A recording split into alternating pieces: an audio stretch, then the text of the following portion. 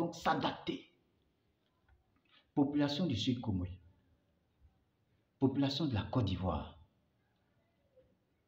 il y a une solution, une bonne gestion de nos revenus, avec un accompagnement.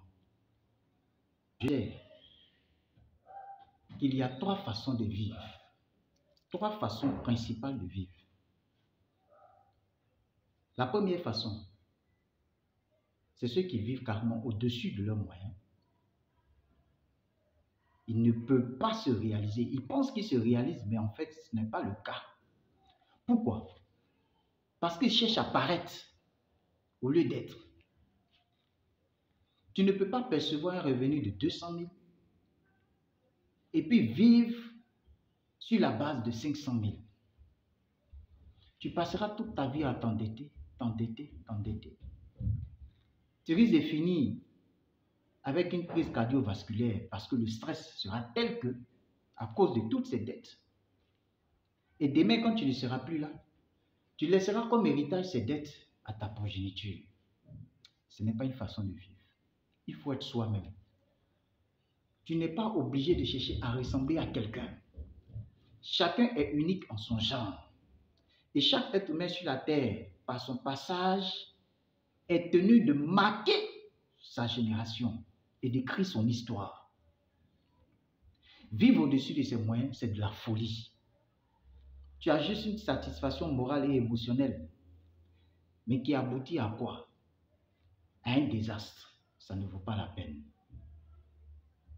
Il y a la deuxième catégorie de personnes, ceux qui vivent selon leurs moyens.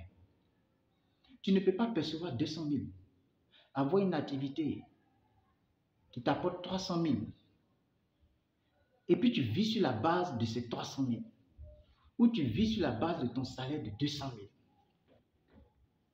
Ce n'est pas sage, parce que tu ne peux pas épargner.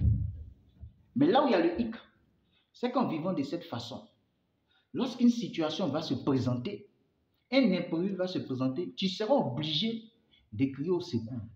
Tu seras obligé d'aller t'endetter. Mais si ceux qui vivent au-dessus de leurs moyens s'endettent constamment, et que toi qui vis selon tes moyens, pensant que tu vis de la bonne façon, et qu'un imprévu se présente, parce que dans la vie, il y a toujours des imprévus, et que tu cours t'endetter, sans te rendre compte, tu te retrouves dans la catégorie de ceux qui vivent au-dessus de leurs moyens. C'est la même folie. Tu te fais plaisir, c'est vrai. Mais les imprévus, il y en a toujours. Le soleil ne passe pas tout le temps à briller parce qu'à un moment donné, il faut que la nuit tombe. Il ne pleut pas tout le temps. En cette période, nous sommes en saison des pluies, mais il ne pleut pas tout le temps. Selon le climat, la saison pluvieuse va passer. Et quand la saison sèche va se présenter, c'est sur la base de quoi tu pourras t'approvisionner. Ce n'est pas sage.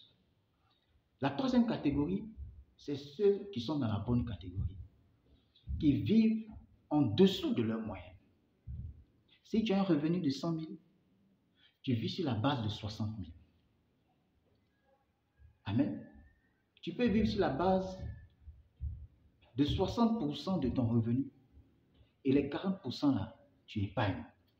C'est ton fonds de sécurité. C'est très important. Parce qu'il y a certains qui, en faisant des activités et tout, malheureusement, à un moment donné, la maladie les surprend quelque part. Ils deviennent invalides.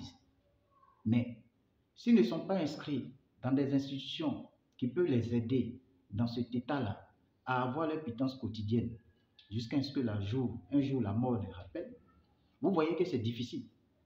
Celui qui était un simple ouvrier, qui arrivait à percevoir peut-être 200 000 et qui vivait sur la base de 200 000. Mais si malheureusement il se retrouve dans une telle situation, où est-ce qu'il va aller piocher pour pouvoir déposer ne serait-ce qu'un plat de riz sur la table pendant qu'il a des enfants à inscrire? Comment est-ce qu'il va s'arranger pour payer la scolarité des enfants? Voilà que les enfants sont obligés de sortir du cursus scolaire parce qu'ils n'ont pas d'aide, parce que le père est dans l'incapacité de pouvoir assurer leur scolarité. Alors, les choses deviennent de plus en plus difficiles. Il faudrait vivre carrément en dessous, se priver de ce qui n'est pas nécessaire. Je pouvais dire à quelqu'un, dans la vie, tout ce qui est urgent n'est pas nécessairement important. Tout ce qui est important n'est pas nécessairement urgent. Je m'explique. C'est important d'avoir un véhicule. Pour quelqu'un qui commence à travailler, qui se déplace en véhicule de transport pour aller au boulot, c'est important. C'est vrai, ça fait plaisir. Mais est-ce que pour un débutant, c'est urgent? Est-ce que ça vaut la peine pour celui-là qui commence à travailler d'aller s'endetter? D'aller s'endetter pour acheter un véhicule? Ou d'aller souscrire à certaines, je ne sais pas, juste pour avoir un véhicule que tu seras obligé de payer sur 1 an, sur 2 ans. Est-ce que ça vaut la peine? Ce véhicule pour lequel tu allais t'entêter, on ne le souhaite pas. Si à la croisée des chemins, ce véhicule est endommagé, tu vois que tu te retrouves sans véhicule, mais tu continues de payer la dette. C'est un mauvais départ.